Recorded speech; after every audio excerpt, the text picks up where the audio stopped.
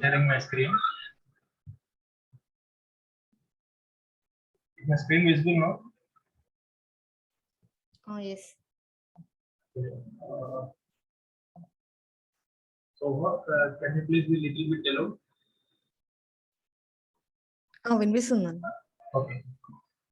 Okay, then in yesterday's class, we have done with SDLC, software development lifecycle. So today I'll move on to STLC, software testing lifecycle. So Uha, can you brief about SDLC? So brief, like you can say one point on each module, on each phase. You are saying like iterative and the incremental and sequential also.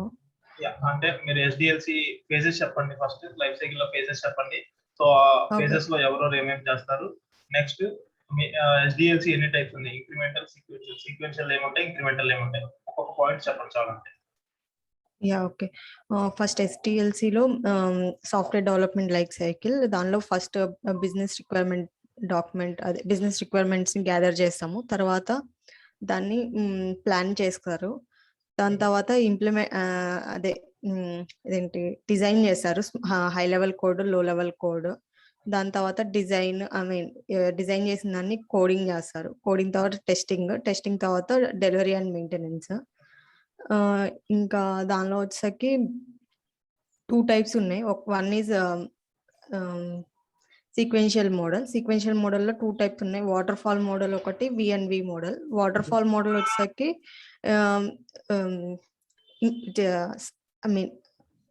Small projects కి refer చేస్తాము, అలాగే where the requirements are very clear. And VNV model వచ్చేసరికి small projects కి refer చేస్తాము, where the requirements are not clear.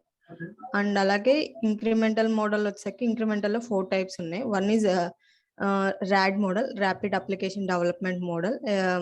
దీన్ని larger projects లో చేస్తాము. Large projects ని స్మాల్ గా డివైడ్ చేసేసి each module different teams at a time implement చేస్తారు. తర్వాత ప్రోటోటైప్ మోడల్ ఏంటంటే డమ్మీ ఒకటి ఉంటుంది. ఫస్ట్ ఒక డమ్మీ క్రియేట్ చేస్తాం, అది క్లయింట్ యాక్సెప్ట్ చేశాక యాక్చువల్ సేమ్ వాల్యూస్ యూస్ చేసుకొని రియల్ ప్రాజెక్ట్ ని ఇంప్లిమెంట్ చేస్తాము. దాని తర్వాత spiral model, it is water fall model ని సేమ్ వాటర్ ఫాల్ మోడల్ లాగే ఉంటది. కాకపోతే ఇక్కడ ఏంటంటే రిక్వైర్మెంట్స్ ఫస్ట్ ఒక మాడ్యూల్ ఏదైనా రిక్వైర్మెంట్స్ యాడ్ చేయాలనుకుంటే మళ్ళీ యాడ్ చేసి మళ్ళీ ఇంకొక బిల్డ్ రిలీజ్ చేస్తాం. మళ్ళీ అలాగే అది లైక్ స్పైడర్ హబ్ సంథింగ్ అలా ఉంటది. అండ్ అలాగే అజైల్ మోడల్ ఏంటంటే ఇక్కడ rapid application model and rapid prototype, spiral all together agile model ఉంటది. అంతే అన్న. సో అజైల్ మోడల్ ని ఇంకొంచెం చెప్పగలవా, ఇంకేమైనా చెప్పగలవా? అజైల్ మోడల్ వచ్చేసరికి యాక్చువల్లీ ఏం ప్రిపేర్ అవ్వాలి క్లాస్. ఓకే. సో ఎవరైనా చెప్పగలరా అజైల్ మోడల్ గురించి? Sandeep. yes bro. Agile model లో డెవలపర్స్ ఇంకా టెస్టర్స్ ప్యారలల్ గా వర్క్ చేస్తారు బ్రో. ఓకే. ఫస్ట్ థింగ్ ఇందులో ఇప్పుడు ఒక లార్జ్ ప్రాజెక్ట్ ని ఎట్ ఏ టైం డెలివరీ ఇవ్వలేము కాబట్టి దాన్ని ఒక స్ప్రింట్స్ లాగా డివైడ్ చేసి డిఫరెంట్ టీమ్స్ కి అలొకేట్ చేశారు ఈ మోడల్లో. ఓకే. సో దీని వల్ల అడ్వాంటేజ్ ఏముంటుంది సార్ అజైల్ మోడల్ వల్ల? అజైల్ మోడల్లో అంటే క్వాలిటీ ఇంకా ఎర్రర్ ఫ్రీ ప్రోడక్ట్ ని మనం డెలివరీ చేయొచ్చు బ్రో. ఓకే. ఇది advantage. Disadvantage so advantage customer satisfaction ఎక్కువ ఉంటది, high expectations as well as customer satisfaction అనేది ఎక్కువ ఉంటది. ఎందుకు అంటే మనం ఎవ్రీ 2 weeks ఒకసారో లేకపోతే ఎవ్రీ 1 week ఒకసారి స్ప్రింట్ టైం ప్రకారం మనం అప్లికేషన్ ని కొత్త ఫీచర్స్ తోటి రిలీజ్ చేస్తున్నాం. సో కస్టమర్ వాటిని ఎర్లీ స్టేజ్ లో చూసి satisfaction as well as expectations high పెట్టుకుంటాడు, మన అప్లికేషన్ ఎట్లా ఉండబోతుంది అని. సో అదొక అడ్వాంటేజ్. ఇంకో అడ్వాంటేజ్ అజైల్ మోడల్ ని మనం యూజ్ చేసేటప్పుడు ఎర్లీ టెస్టింగ్ చేస్తాం కాబట్టి ఎర్లీ టెస్టింగ్ చేయడం వల్ల డిఫెక్ట్ కౌంట్ అనేది చాలా తగ్గుద్ది, క్వాలిటీ అప్లికేషన్ ఇవ్వగలం మనం ఎర్లీ టెస్టింగ్ చేయడం వల్ల. సో ఇక్కడ అజైల్ మోడల్ వల్ల ఇవి బెనిఫిట్స్, అడ్వాంటేజెస్. డిసడ్వాంటేజెస్ ఏంటి అంటే మన కాన్సన్ట్రేషన్ మన డాక్యుమెంటేషన్ మీద తక్కువ ఉంటుంది. సో ఎందుకంటే ప్యారలల్ గా ఫీచర్స్ కీప్ ఆన్ యాడ్ అవుతున్నాయి, కీప్ ఆన్ టెస్ట్ చేస్తాం, కీప్ ఆన్ యాడ్ అవుతున్నాయి, కీప్ ఆన్ టెస్ట్ చేస్తాం. సో డాక్యుమెంటేషన్ మీద లెస్ ఫోకస్ ఉంటుంది ఇక్కడ అజైల్ మోడల్లో. ఓకేనా? ఓకే. సో ఇది ఓకే. నెక్స్ట్ ఇంకొకటి, సో ఇవాళ STLC టాపిక్ గురించి మాట్లాడదాము. సో STLC అంటే software testing life cycle. So ఇది కూడా సేమ్ SDLC లాగానే ఉంటది, కాకపోతే the terminologies will be different here. So ఎవరెవరు అక్కడ ఇప్పుడు ఇది వరకు గ్యాదరింగ్ రిక్వైర్మెంట్స్ ప్లానింగ్ లో డెవలపర్స్ పార్ట్ కూడా ఇన్వాల్వ్ అయి ఉంటారు, డెవలపర్స్ కూడా ఒక పార్ట్ ఇన్వాల్వ్ అయి ఉంటారు ఆ మీటింగ్స్ లో. కానీ ఇక్కడ only testing team, internal only testing team వాళ్ళే ఇన్వాల్వ్ అయి ఉంటారు అంత ఫేజ్ మొత్తంలో. So the only difference, the main difference between SDLC and STLC is like in SDLC testing is one of the phase. In STLC the whole life cycle goes with the testing team. Okay na? Clear Oha, Mahindra, Sandeep? Okay. Yeah. Okay na? Okay. So మనం SDLC లో చూసుకుంటే gathering requirements, planning, design, coding, testing, delivery and maintenance. So ఇక్కడ ఈ 6 ఫేజ్లో testing అనేది ఒక phase. అదే ఇప్పుడు STLCకి వస్తే ఇక్కడ ఎవరు ఉండరు, ఓన్లీ టెస్టింగ్ టీమ్ ఉంటది. మొత్తం అన్ని ఫేజెస్ లో టెస్టర్స్ ఉంటారు కాబట్టి whole life cycle goes with the testing team. Okay. So first STLC లో సాఫ్ట్వేర్ టెస్టింగ్ లైఫ్ సైకిల్ లో first phase test planning. So ఇక్కడ టెస్ట్ ప్లానింగ్ లో ఏం చేస్తారు అంటే higher level superiors like manager, team manager, project manager, test manager, team leads వీళ్ళందరూ ఏం చేస్తారంటే అసలు అన్ని సినారియోస్ లో ప్లాన్ చేస్తారన్నమాట. ఎట్లా అంటే ఈ అప్లికేషన్ సో ఈ టైంలో కంప్లీట్ చేయమన్నారు, దీనికి ఓన్లీ మాన్యువల్ టెస్టింగ్ సరిపోతుందా లేదంటే ఆటోమేషన్ టెస్టింగ్ కూడా కావాలా, ఏదర్ పర్ఫార్మెన్స్ టెస్టింగ్ కూడా కావాలా, సో ఇవి కావాలి అంటే మన దగ్గర రిసోర్సెస్ అవైలబిలిటీ ఉన్నారా, అన్ని సిస్టమ్స్ ఉన్నాయా మన దగ్గర, ల్యాబ్ సెటప్. సో ఇట్లాంటి థింగ్స్ హై లెవెల్ సినారియోస్ మీద వాళ్ళు ఫస్ట్ ప్లానింగ్ చేసుకుంటారు. సో ప్లానింగ్ చేసుకున్న తర్వాత వాళ్ళ దగ్గరికి రీచ్ అయిన BRD document from business analyst team leader దగ్గరికి వస్తుంది. సో ఆ BRD డాక్యుమెంట్ ని మనకి టెస్టర్స్ కి ఫార్వర్డ్ చేస్తారు ఈ టెస్ట్ ప్లానింగ్ అయిపోయిన వెంటనే. ఓకేనా? హలో. ఓకేనా? సో BRD డాక్యుమెంట్ అంటే ఏంటి? BRD డాక్యుమెంట్ అంటే ఏంటి? Business requirement document. Okay. So ఈ BRD డాక్యుమెంట్ ని చూసి ఈ టెస్ట్ అనాలిసిస్ పార్ట్ లో, టెస్ట్ అనాలిసిస్ ఫేజ్ లో టెస్టర్స్ యాజ్ ఏ టెస్టర్ మనం each team member of the testing team. So testing team లో జూనియర్ టెస్టర్ కావచ్చు, సీనియర్ టెస్టర్ కావచ్చు, ఎవరైనా సరే ఈ అనాలిసిస్ ఫేజ్ లో అన్మ్యూట్ చేసిన ఎవరు అన్మ్యూట్ చేయలేదు.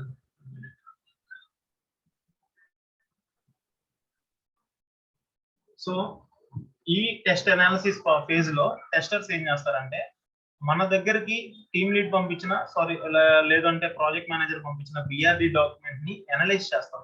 టెస్ట్ అనాలిసిస్ అనే పేరులోనే ఉంది అనలైజ్ చేస్తామని. సో ఏం అనలైజ్ చేస్తామంటే మన దగ్గరికి వచ్చిన BRD డాక్యుమెంట్ ని అనలైజ్ చేసి దాంట్లో ఉన్న రిక్వైర్మెంట్స్ అన్నిటిని క్లీన్ గా మనం అర్థం చేసుకొని సో దాని ప్రకారం మనము నెక్స్ట్ కి మూవ్ ఆన్ అవుతాం. సో ఈ అనాలిసిస్ పార్ట్ లో మనకి ఒకవేళ అర్థం కాలేదు, మనం రిక్వైర్మెంట్స్ చదివేటప్పుడు రిక్వైర్మెంట్ ని చూసేటప్పుడు మనకు అర్థం కాలేదు, సమ్ కన్ఫ్యూజన్స్ ఉన్నాయి మనకి. సో అట్లాంటి టైంలో మనం చేయాల్సిన ప్రొఫెషనల్ అప్రోచ్ ఏంటి అంటే RCN sheet. So requirement clarification note sheet లో మన డౌట్స్ ఆర్ మన కన్ఫ్యూజన్స్ ని రైజ్ చేస్తాం.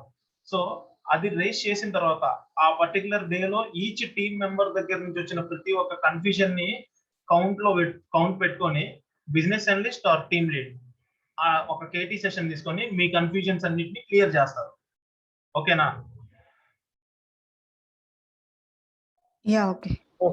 సో ఈ కన్ఫ్యూజన్స్ అన్ని క్లియర్ అయిపోయినాయి, రిక్వైర్మెంట్స్ అంతా క్లియర్ గా ఉంది. సో నెక్స్ట్ ఏం చేస్తారు టెస్టర్ అంటే టెస్ట్ డిజైన్. ఈ టెస్ట్ డిజైన్ ఫేజ్ లో టెస్టర్ ఏం చేస్తాడు అంటే టెస్ట్ కేసెస్ రాస్తాడు. సో ఎగ్జాంపుల్ ఇప్పుడు సివిల్ ఇంజనీర్ ఉన్నాడు, సివిల్ ఇంజనీర్ డిజైన్ అంటే ఏం చేస్తాడు? ప్లాన్ చేస్తాడు. అంటే ఒక బిల్డింగ్ కి ఎట్ సైడ్ డిజైన్ కావాలి, బెడ్రూమ్స్. ఇప్పుడు ఒక బిల్డింగ్ తీసుకున్నప్పుడు దానిలో ఆఫీస్ ఎట్ సైడ్ ఉండాలి, లేదంటే సంథింగ్ క్యాంటీన్స్ అలాగా ఎక్కడెక్కడ ఏమేం కావాలి అనేది అన్నింటిని ప్రిపేర్ చేస్తారు. ఓకే. సో సో ఈ డిజైన్ అంటే సివిల్ ఇంజనీర్ ఏం చేస్తున్నాడు, సో ఒక పెద్ద బిల్డింగ్ లో ఇక్కడ ఈ కాలం లో బెడ్రూమ్స్ రావాలి, ఈ కాలమ్స్ లో పార్కింగ్ ఏరియా రావాలి, ఇన్ని ఫ్లోర్స్ ఉండాలి, ఇట్లా డిజైన్ చేస్తున్నాడు. అవునా? సో నేనేం చేస్తున్నానంటే యాజ్ ఎ టెస్ట్ ఇంజనీర్ నేనేం చేస్తున్నానంటే ఈ ఫంక్షనాలిటీ ఇలా వర్క్ అవ్వాలి, ఈ ఫంక్షనాలిటీ ఇలా ఇక్కడ ఇది క్లిక్ చేస్తే అక్కడికి వెళ్ళాలి, అక్కడ క్లిక్ చేస్తే ఇక్కడికి రావాలి. సో ఇట్లాంటి డిజైన్స్ అన్నిటిని నేను టెస్ట్ కేసులో రాస్తున్నా. టెస్ట్ కేసు డెఫినేషన్ ఏంటి ఊహ?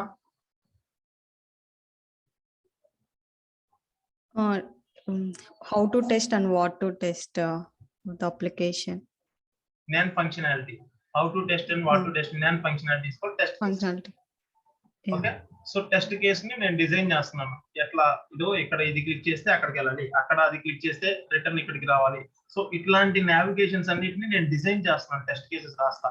సో టెస్ట్ డిజైన్ లో టెస్ట్ ఇంజనీర్స్ టెస్ట్ కేసెస్ రాస్తారు.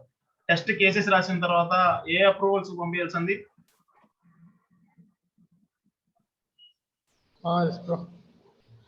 టీమ్ లీడ్ కి పంపించాలి bro. Okay. So approvals names మీరు చెప్పగలరా? అప్రూవల్ నేమ్స్ అంటే సో చెప్పాను కదా 3 అప్రూవల్స్ ఉంటాయని. Author approval, pre approval, post approval. Okay okay. So ఈ అప్రూవల్స్ మనం టెస్ట్ కేసెస్ రాసిన తర్వాత ఈ అప్రూవల్స్ వస్తేనే, ఈ 3 అప్రూవల్స్ వస్తేనే, ఐ మీన్ ఆథర్ అప్రూవల్ అంటే మీరు ఇచ్చే అప్రూవల్, ప్రీ అప్రూవల్ అంటే మీ టీమ్ లీడర్ ఇచ్చే అప్రూవల్, పోస్ట్ అప్రూవల్ అంటే మీ మేనేజర్ ఇచ్చే అప్రూవల్. సో ఈ 3 అప్రూవల్స్ వస్తేనే మీరు రాసిన టెస్ట్ కేసు ఎగ్జిక్యూషన్ లిస్ట్ లో కనిపిస్తుంది, లేదంటే కనిపించదు. Main point. ఓకేనా? ఇది ఈ scenario organisation to organisation different ఉంటుంది, కంపెనీ టు కంపెనీ డిఫరెంట్ ఉంటుంది. ఒక కంపెనీలో ఈ అప్రోచ్ ని ఫాలో అవుతారు, ఇంకో కంపెనీలో డైరెక్ట్ గా ఎక్సెల్ షీట్ లో టెస్ట్ కేసెస్ రాసి జస్ట్ మీరు మీ టీమ్ లీడర్ మెయిల్ పెడతారు, టీమ్ లీడర్ మీ టూలో పెట్టి సిసిలో మీ టెస్ట్ మేనేజర్ ని పెట్టేసి I done with authoring these test cases for so and so process, please review it అని చెప్పి, రిక్వెస్ట్ ఫర్ రివ్యూ అని చెప్పి మీరు ఒకటి మెయిల్ పెట్టేస్తారు. సో వాళ్ళు రివ్యూ చేసుకున్నా చేసుకోకపోయినా మనకు అనవసరం, మనము పంపించాము, బాల్ మన కోర్టులో లేదు, మనం పంపించాము వాళ్ళకి. పంపించిన తర్వాత వాళ్ళు అప్రూవ్ చేశారా చేయలేదా అనేది మనకు తెలియదు. వన్స్ మన దగ్గరికి టెస్టింగ్ కి ఒక బిల్డ్ వచ్చింది అంటే టెస్ట్ చేయండి అని చెప్పి, సో మనం రాసిన టెస్ట్ కేసెస్ ని ఎగ్జిక్యూట్ చేయాలి. ఇది ఫైనల్. ఓకేనా? అప్రూవల్ దొరికితే వెల్ అండ్ గుడ్, ఫైన్, మనం వెళ్ళి చేసేయచ్చు. అప్రూవల్ ఇవ్వలేదు, మనం వెయిట్ చేయలేము. మీరు అప్రూవల్ ఇవ్వలేదు, మేము టెస్ట్ చేయలేమని మనం వెయిట్ చేయలేము. ఒక్కసారి బిల్డ్ డెవలపర్స్ దగ్గర నుంచి టెస్టింగ్ ఎన్విరాన్మెంట్ కి మూవ్ అయ్యి డెవలపర్స్ చెప్పారు అంటే టెస్ట్ చేయమని, we need to test that application by executing the test cases. Okay na all? Okay.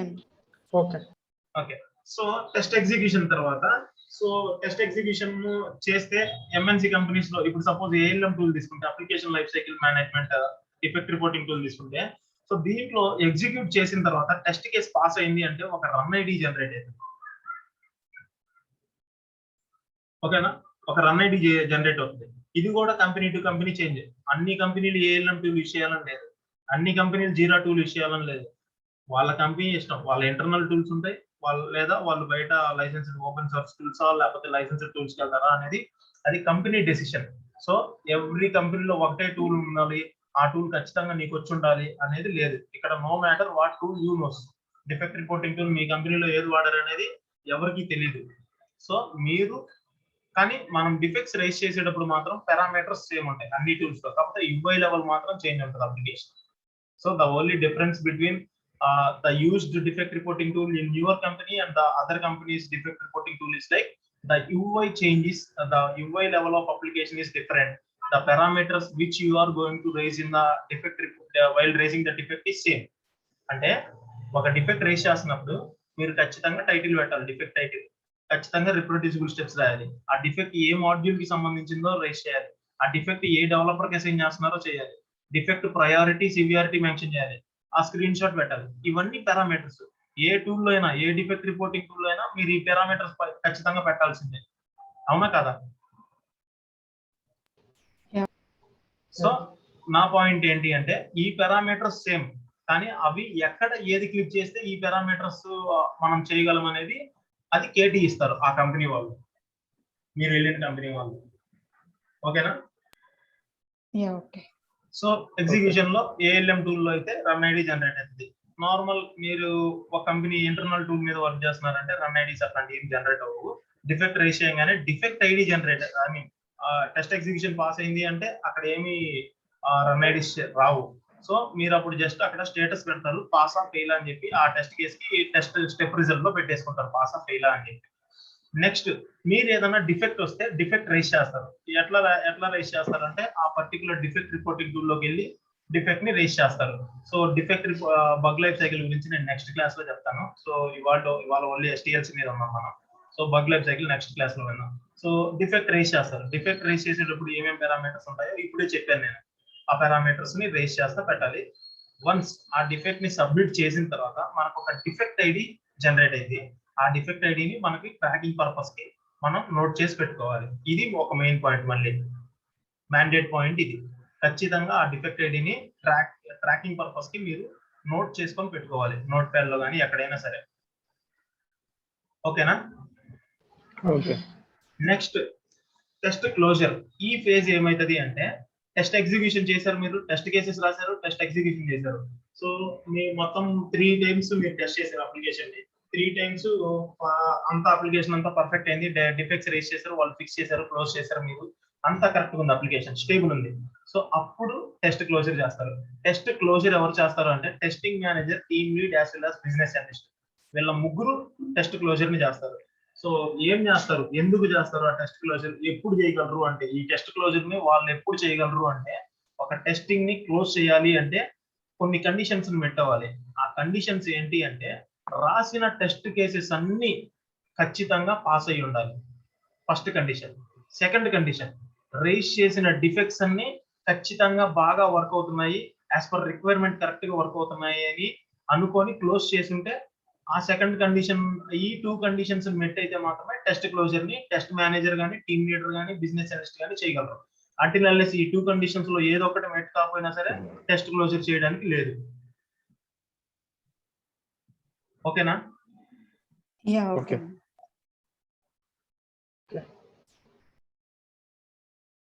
So next, so ఇప్పుడు ఈ ఫేజెస్ చూసాము, మనము ఇన్ డెప్త్ వెళ్దాం. సో ఈచ్ ఫేజ్ గురించి మనం నార్మల్ గా ఓవర్ వ్యూ మాట్లాడాము.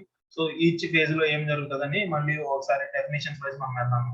సో టెస్ట్ ప్లానింగ్ లో it's defining A systematic approach to perform the testing activities at different levels. అంటే ఒక సిస్టమాటిక్ అప్రోచ్ ఎందుకు చేస్తున్నారు, ఈ అప్రోచ్ ఎందుకంటే వైల్ పర్ఫార్మింగ్ ద టెస్టింగ్ ఒక అప్రోచెస్ ని మనం ఫాలో అవ్వాలి. ఈ అప్రోచెస్ ఏంటి అనేది కింద లెవెల్లో చూస్తాం. సో 2 levels లో వీళ్ళు ఈ సిస్టమాటిక్ అప్రోచెస్ ని ఆలోచిస్తారు. ఎలా అంటే project level, team level. So project లెవెల్లో ఏం ఆలోచిస్తారంటే plan is all about the projects that are targeted for a period of time. So నేను మళ్ళీ చెప్తున్నాను, ఇప్పటిదాకా నేను స్టేజెస్, ఫేజెస్ గురించి ఓవర్ వ్యూ చెప్పాను కదా, అదే ఇంటర్వ్యూలో చెప్పండి. ఓకేనా? అడిగితే STLC ఖచ్చితంగా అడుగుతాడు. సో టెస్ట్ ప్లానింగ్ లో ఏం చేస్తామంటే, సో టెస్ట్ ప్లానింగ్ లో hour superiors will they plan the high level scenarios, like they used to think like whether the manual testing is enough or automation testing is required, so performance testing is required or not. So in these scenarios they can analyze, and then the sufficient resources are available or not, is sufficient lab setup is available or not. So in those perspective scenarios they were analyzing and in the planning section. Next, in the analysis part, the testers will analyze the BRD documents which will be shared by the team leads as well as the business analysts. If there are any confusions, they will raise their doubts or confusions in the RCM sheet. Then test design, here testers will write the test case and route them for the approvals. If got approval for the written test case, then in test execution the tester will execute the written test case. If the conditions like all the written test cases are passed or all the raised defects are closed, then the test closure can be done. So ila ఈ 5 phases గురించి over view చెప్పారు ఇంటర్వ్యూలో. ఆ interviewer ఇంకా మిమ్మల్ని depth వెళ్ళి అడగాలి అనుకుంటే టెస్ట్ ప్లానింగ్ లో ఇంకా ఏం జరుగుతుంది అని అడిగితే అప్పుడు ఇవన్నీ చెప్పడానికి నేను ఇవన్నీ రాశాను. ఓకేనా? అప్పటిదాకా ఇవన్నీ చెప్పకండి, కన్ఫ్యూజ్ అయిపోతారు. ఓకేనా? ఇంకా స్ట్రెస్ చేసి అడిగినప్పుడు మాత్రమే ఇవి చెప్పండి, లేదంటే నేను చెప్పిన ఓవర్ వ్యూ ఇంటర్వ్యూలో చెప్తే సరిపోతుంది. సో మళ్ళీ ఆ ఇంటర్వ్యూలో పోగొట్టడం ఎందుకు అని చెప్పి నేను ఇన్ డెప్త్ ఇంకా రాశాను కొన్ని points. So plan is all about the projects that are targeted for a period of time. So మేనేజర్లు ఏం చేస్తారు ప్లానింగ్ లో అంటే 2 లెవెల్స్ లో ఆలోచిస్తారు, ఒకటి ప్రాజెక్ట్ లెవెల్, ఒకటి team level. So project level లో ఎందుకు ఆలోచిస్తున్నారు? సో క్లయింట్ 3 months టైం అడిగాడు. ఈ 3 months టైంలో నాకు అప్లికేషన్ టెస్టింగ్ కూడా అయిపోవాలి అని చెప్పాడు క్లయింట్. సో నేనేం చేస్తున్నా, యాజ్ ఎ మేనేజర్ నేనేం చేస్తున్నా అంటే 2 levels లో ఆలోచిస్తున్నా, ప్రాజెక్ట్ లెవెల్ లో ఆలోచిస్తున్నా, టీమ్ లెవెల్ లో ఆలోచిస్తున్నా. ప్రాజెక్ట్ లెవెల్ లో ఎందుకు అంటే మనకి ఈ పర్టికులర్ టైంలో, ఈ పీరియడ్ ఆఫ్ టైంలో ఎన్ని ప్రాజెక్ట్స్ ఉన్నాయి మనం రిలీజ్ చేయడానికి. సో అన్ని ప్రాజెక్ట్స్ కి అంతమంది రిసోర్సెస్ మన దగ్గర ఉన్నారా ఖచ్చితంగా డెలివరీ చేయడానికి. ఓకేనా? సో ఇక్కడ చూస్తే how many projects are targeted for a period. First point, how many projects can take up to test, అంటే ఎంతమందిని మనం ఈ అప్లికేషన్ ని టెస్ట్ చేయడానికి యూజ్ చేసుకోవచ్చు. Are we having enough testing team members. So మన దగ్గర అంతమంది రిసోర్సెస్ ఉన్నారా, టెస్టింగ్ టీమ్ మెంబర్స్ ఉన్నారా మన దగ్గర ఇన్ని ప్రాజెక్ట్స్ ని హ్యాండిల్ చేయడానికి అని ఒక లెవెల్లో ఆలోచిస్తారు. నెక్స్ట్ టీమ్ లెవెల్లో ఏం ఆలోచిస్తారంటే plan is all about a single project that is handling by system to test and certify. అంటే ఇన్న ప్రాజెక్ట్ లెవెల్లో మల్టిపుల్ ప్రాజెక్ట్స్, ఎన్ని ప్రాజెక్ట్స్ ఉన్నాయని ఆలోచించారు. కానీ ఇక్కడ మాత్రం టీమ్ లెవెల్లో ఈ సింగిల్ ప్రాజెక్ట్ ని హ్యాండిల్ చేయడానికి మన దగ్గర ఎంతమంది టెస్టర్స్ ఉన్నారు. ఓకేనా? సో ఈ సింగిల్ ప్రాజెక్ట్ ని టెస్ట్ చేయడానికి మన దగ్గర ఎంతమంది టెస్టర్స్ ఉన్నారు. నెక్స్ట్ ఈ అప్లికేషన్ ని టెస్ట్ చేసేటప్పుడు మనకి ఛాలెంజెస్ ఫేస్ అయితే మనం వీటిని ఎలా హ్యాండిల్ చేయాలి అని రిక్వైర్మెంట్స్ చూసి టీమ్ లెవెల్లో ప్రాజెక్ట్ మేనేజర్ ఆలోచిస్తారు. Next set of software and hardware components ఏమేమి కావాలి. అసలు సాఫ్ట్వేర్స్ లైనెక్స్ కావాలా, వాళ్ళ రిక్వైర్మెంట్ ప్రకారం లైనెక్స్ ఉండాలా, యూనిక్స్ ఉండాలా, లేదంటే హార్డ్వేర్ కాంపోనెంట్స్ ఏమన్నా అవసరమా, ఇట్లాంటివన్నీ టీమ్ లెవెల్లో ఆలోచిస్తారు ప్రాజెక్ట్ మేనేజర్. ఓకేనా? ఓకే. సో ఈ టెస్ట్ ప్లానింగ్ లోనే టెస్ట్ ప్లాన్ టెంప్లెట్ అని ఇంకోటి ఉంటుంది. సో ఈ టెంప్లెట్ లో బిఆర్డి డాక్యుమెంట్ అనేది ఒక పార్ట్, డాక్యుమెంట్ రిఫరెన్సెస్ లో బిఆర్డి డాక్యుమెంట్ అనేది ఒక పార్ట్. ఓకేనా? ఆల్. సో బిఆర్డి డాక్యుమెంట్ అనేది ఈ టెస్ట్ ప్లాన్ టెంప్లెట్ లో డాక్యుమెంట్ రిఫరెన్సెస్ లో ఉంటుంది, ఇన్సైడ్ డాక్యుమెంట్ రిఫరెన్సెస్ లో. సో డాక్యుమెంట్ రిఫరెన్సెస్ లో ఏమేమి డాక్యుమెంట్స్ ఉంటాయి, ఆ ప్రాజెక్ట్ రిలేటెడ్ ఎన్ని ఉంటాయి, దాంట్లో మీరు బిఆర్డి డాక్యుమెంట్ డౌన్లోడ్ చేసి చదువుకుంటారు, ఎందుకంటే దాంట్లో రిక్వైర్మెంట్స్ ఉంటాయి కాబట్టి. ఓకే.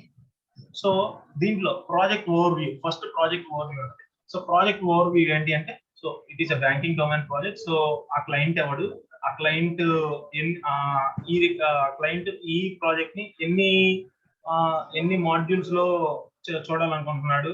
సో ఈ సపోజ్ బ్యాంకింగ్ ప్రాజెక్ట్ అయితే only bank account numbers, account numbers create చేయడమేనా, లేదంటే లోన్స్ కూడా అడుగుతున్నాడా, లోన్స్ కూడా ఇవ్వాలనుకుంటున్నాడా, డిస్ప్లే చేయాలనుకుంటున్నాడా, లేదా some credit cards, prepaid cards కూడా ఇష్యూ చేయాలనుకుంటున్నాడా. సో ఇట్లాంటి ప్రాజెక్ట్ ఓవర్ వ్యూ అంతా ఈ ప్రాజెక్ట్ ఓవర్ వ్యూ సెక్షన్ లో ఉంటుంది. నెక్స్ట్ డాక్యుమెంట్ రిఫరెన్సెస్, ఆ ప్రాజెక్ట్ కి రిలేటెడ్ డాక్యుమెంట్స్ ఏవైతే క్లయింట్ ఇచ్చాడో, ఏవైతే బిజినెస్ అనలిస్ట్ డెవలప్ చేశాడో, బిజినెస్ అనలిస్ట్ క్రియేట్ చేశాడో, ఇట్లాంటివన్నీ ఆ రిఫరెన్సెస్ లో, డాక్యుమెంట్ రిఫరెన్సెస్ లో ఉంటాయి. దీంట్లో BRD document is one of the reference to see the requirements or to analyse the requirements. ఓకేనా?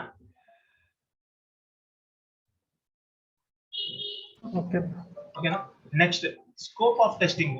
స్కోప్ ఆఫ్ టెస్టింగ్ లో ఏమైతుంది అంటే ఇక్కడ ఎంత మనం టెస్టింగ్ కి చేయడానికి ఎంత స్కోప్ ఉంది. సో ఇప్పుడు ఓన్లీ మాన్యువల్ టెస్టింగ్, ఇందాక నేను చెప్పినట్టు ప్లానింగ్ లో వాళ్ళు ఏమేం చేస్తారంటే మాన్యువల్ టెస్టింగ్ కావాలా, పర్ఫార్మెన్స్ కావాలా, ఆటోమేషన్ కావాలా. సో ఆటోమేషన్ టెస్టింగ్ అయితే, ఆటోమేషన్ టెస్టింగ్ రిక్వైర్డ్ అయితే దీనిలో ఓన్లీ ఓపెన్ సోర్స్ యూజ్ చేయాలా, లేదంటే లైసెన్స్డ్ టూల్స్ యూజ్ చేయాలా, like cucumber, protractor, selenium. So ఇట్లాంటి యూజ్ చేయొచ్చా, ఏ టూల్ యూజ్ చేసుకోవచ్చు, బెటర్ రిజల్ట్ ఏది ఇస్తుంది, ఇట్లాంటివన్నీ స్కోప్ ఆఫ్ టెస్టింగ్ లో యూజ్ చేస్తారు. Next testing strategies. Testing strategies అంటే మనం అప్లికేషన్ ని టెస్ట్ చేసేటప్పుడు ఇది పర్టికులర్ బ్యాంకింగ్ డొమైన్ ప్రాజెక్ట్ కాబట్టి ఇక్కడ ఈ స్ట్రాటజీస్ ని యూజ్ చేస్తే అప్లికేషన్ యొక్క క్వాలిటీ ఎక్కువ ఉంటది అనే స్ట్రాటజీస్ ని ఇక్కడ డిఫైన్ చేసి పెట్టుకుంటారు. Next test environments. Test environments అంటే ఎన్ని ఎన్విరాన్మెంట్స్ ఉన్నాయి, టెస్ట్ 1 ఎన్విరాన్మెంటా, టెస్ట్ 2 ఎన్విరాన్మెంటా. సో ఎన్ని ఎన్విరాన్మెంట్స్ ఉన్నాయి, స్నాప్ షాట్స్ ఎక్కడ మూవ్ అయితే మనం ఎక్కడ టెస్టింగ్ చేస్తాం. సో ఇట్లాంటి థింగ్స్ అన్నిటిని టెస్ట్ ఎన్విరాన్మెంట్స్ లో డిస్క్రైబ్ చేస్తారు. Next staffing plan.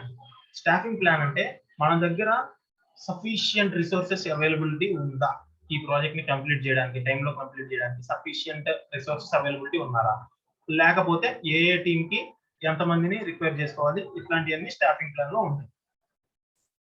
Next work schedules అంటే సో ఈ ప్రాజెక్ట్ మిడిల్ ఈస్ట్ ప్రాజెక్ట్ అనుకోండి. మిడిల్ ఈస్ట్ ప్రాజెక్ట్ అయితే సండే టు థర్స్డే వర్కింగ్ ఉంటుంది.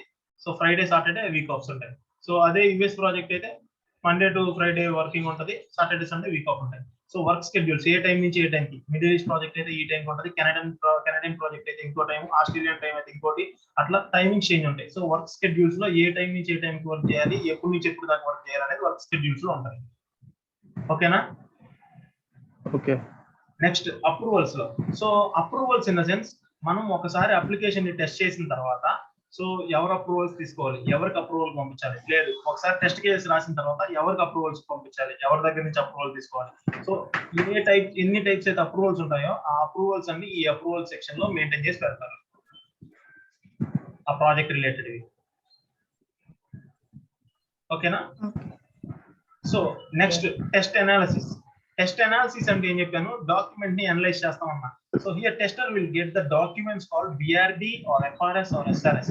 బిఆర్డి అంటే బిజినెస్ రిక్వైర్మెంట్ డాక్యుమెంట్, ఎఫ్ఆర్ఎస్ అంటే functional requirements specification document, SRS అంటే software requirement specifications document. So ఈ 3 documents లో ఉండే కాన్సెప్ట్ ఒకటే రిక్వైర్మెంట్స్. కాకపోతే కంపెనీ టు కంపెనీ ఈ డాక్యుమెంట్ నేమ్ అనేది డిఫరెంట్ ఉంటుంది, either బిఆర్డి, either FRS or SRS. ఓకేనా? సో ఈ డాక్యుమెంట్ నేమ్ అనేది చేంజ్ ఉంటుంది. ఈ డాక్యుమెంట్ ని మన టెస్టర్స్ కి పంపించిన తర్వాత testers will start analysing the documents and if they need any clarity regarding the requirements they will update the doubt in a sheet called requirement clarification note. After updating the doubts of the complete team, the team leader of DA will explain their respective doubts in the KT knowledge transfer session.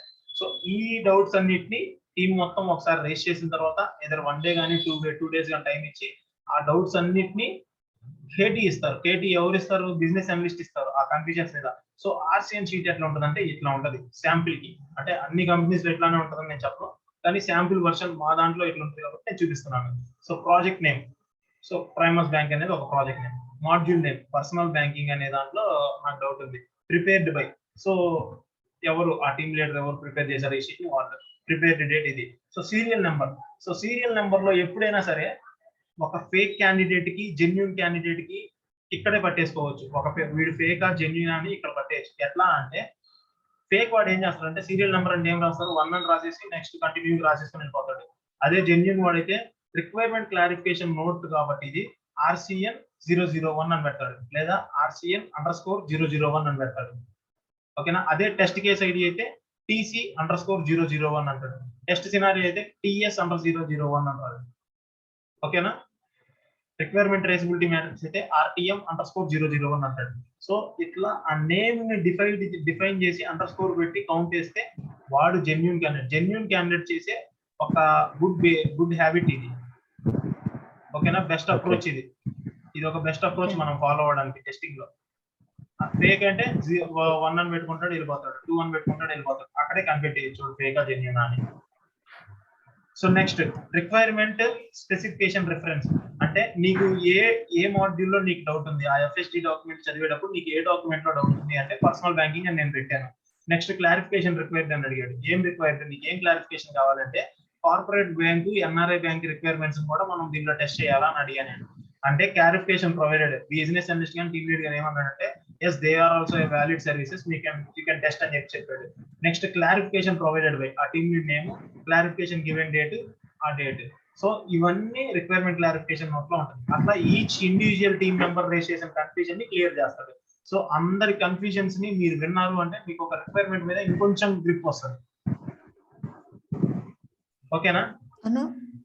ఇది RCN sheet tester prepare చేస్తాడు, test lead prepare చేస్తాడు? Test lead prepare చేస్తాడు. Okay. ఓకేనా? మీరు just అక్కడ confusions race చేస్తారు, test lead prepare చేస్తాడు. Okay. కానీ క్వశ్చన్స్ మీరే అడుగుతారు ఆ షీట్ లో. క్వశ్చన్స్ ఆ రోలో అక్కడ ఏ నెంబర్, ఇప్పుడు సపోజ్ మీ ముందర RCN 009 అని ఒకటి అడిగాడు, మీరు RCN 010 అని పెట్టుకుంటారు, 10 అని పెట్టుకొని మీ క్వశ్చన్ రాస్తారు, వాళ్ళు క్లారిఫై చేస్తారు. ఓకే. ఓకేనా? నెక్స్ట్ టెక్స్ట్ డిజైన్ లో ఏం చేస్తారు అంటే here testers will start writing test cases after analysing the documents as per requirement. So analysing requirements అంతా అనలైజ్ చేసిన తర్వాత టెస్ట్ కేసెస్ రాసి వాటిని అప్రూవల్స్ పంపిస్తారు. ఏం అప్రూవల్స్ ఉంటాయంటే కంపెనీ టు కంపెనీ చేంజ్ ఉంటాయి. అది ఒక కంపెనీలో మా ఆర్గనైజేషన్ లో ఏం చేస్తామంటే author approval, pre approval, post approval, ఈ అప్రూవల్స్ దొరికిన తర్వాత మాత్రమే ఈ రాసిన టెస్ట్ కేసు ఎగ్జిక్యూషన్ లో కనిపిస్తుంది. సో నెక్స్ట్ టెస్ట్ ఎగ్జిక్యూషన్ లో ఏం చేస్తామంటే here testers will execute the test case as per requirement. So requirement ప్రకారం ఉందా లేదా అని ఆ టెస్ట్ కేసెస్ ని కరెక్ట్ గా వర్క్ అవుతుందా లేదా అని చెప్పి ఎగ్జిక్యూట్ చేస్తాము. పాస్ అయితే పాస్, ఫెయిల్ అయితే డిఫెక్ట్ రైజ్ చేస్తాము. డిఫెక్ట్ రైజ్ చేసేటప్పుడు పారామీటర్స్ నెక్స్ట్ క్లాస్ లో నేను చెప్తాను. సో ఇప్పుడు యాజ్ ఆఫ్ నో మనం ఎగ్జిక్యూట్ చేసిన టెస్ట్ కేసు పాస్ అయింది అనుకున్నాం. Next test closure. ఈ టెస్ట్ క్లోజర్ ని ఎవరు చేస్తారు అంటే మన superiors like team lead, project manager, test manager as well as business ends. So వీళ్ళు ఏం చేస్తారు అంటే కొన్ని కండిషన్స్ చూస్తారు, అవి మెట్ అయితే క్లోజ్ చేస్తారు, మెట్ కాలేదంటే క్లోజ్ చేయరు. ఆ కండిషన్స్ ఏంటి అంటే when all the written test cases are correctly passed and working as per requirements. మనం రాసిన టెస్ట్ కేసెస్ అన్ని కరెక్ట్ గా పాస్ అయి ఉండాలి, అది యాజ్ పర్ రిక్వైర్మెంట్ ఉండాలి. First scenario. సెకండ్ కండిషన్ ఏంటంటే when all the raised defects are correctly working as per requirement. మనము టెస్ట్ చేసేటప్పుడు రైజ్ చేసి ఉంటాం కదా కొన్ని డిఫెక్ట్స్, అట్లాంటి డిఫెక్ట్స్ అన్ని రైజ్ చేసిన డిఫెక్ట్స్ అన్ని కరెక్ట్ గా వర్క్ అవుతాం, కరెక్ట్ గా రిక్వైర్మెంట్ ప్రకారం ఉంటే ఆ 2 కండిషన్స్ మెట్ అయితే మాత్రమే టెస్ట్ క్లోజర్ అనేది జరుగుతుంది, లేదంటే జరగదు. ఓకేనా?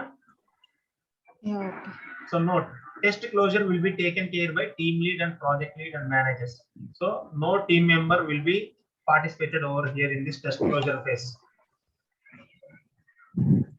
Okay. Okay. Yeah.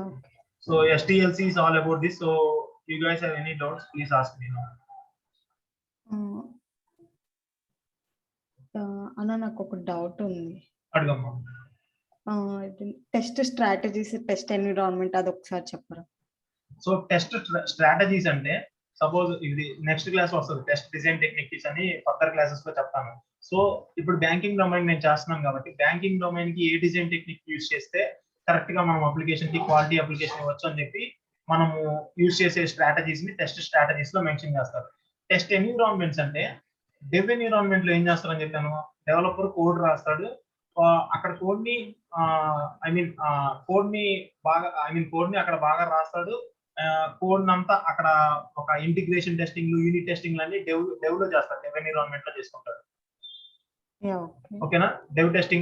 Dev environment లో వాళ్ళు వైట్ బాక్స్ టెస్టింగ్ చేసుకుంటారు. కోడ్ అంతా కరెక్ట్ గా యాజ్ పర్ రిక్వైర్మెంట్ వర్క్ అవుతుంది అంటే అప్పుడు దాన్ని టెస్ట్ ఎన్విరాన్మెంట్ కి మూవ్ చేస్తాం. ఆ టెస్ట్ ఎన్విరాన్మెంట్ యూఆర్ఎల్స్ ఎక్కడ ఉంటాయి, ఆ యూఆర్ఎల్స్ ఏంటి, అట్లాంటివన్నీ టెస్ట్ ఎన్విరాన్మెంట్స్ లో మెన్షన్ చేస్తారు. సో ఈ యూఆర్ఎల్ ని క్లిక్ చేస్తే మనం టెస్ట్ ఎన్విరాన్మెంట్ కి వెళ్తాము, అట్లాంటివన్నీ దానిలో ఉంటాయి. ఓకే. సో ఇంకా ఎవరికైనా డౌట్స్ ఉన్నాయా ఇంకేమైనా STLC మీద? Hello Sai. My doubt is regarding last class. Okay. ఒకసారి ప్రోడక్ట్ బ్యాక్లాగ్ ఒకసారి చెప్తారా? Okay. So product net disconnect. Okay చెప్పండి. ఓకే. సో ప్రోడక్ట్ బ్యాక్లాగ్ అంటే అది ప్రోడక్ట్ మేనేజర్ క్రియేట్ చేస్తారు. ఆ డాక్యుమెంట్ లో ఏముంటదంటే ఓవరాల్ అప్లికేషన్ ని డెవలప్ చేయాలి అంటే ఈ పాయింట్స్ అన్ని ఈ అప్లికేషన్ లో మెన్షన్ చేయాలి, ఈ ఫంక్షనాలిటీస్ అన్నిటిని డెవలప్ చేయాలి అని ప్రోడక్ట్ మేనేజర్ క్రియేట్ చేసిన డాక్యుమెంట్ నే ప్రోడక్ట్ బ్యాక్లాగ్ అంటాం.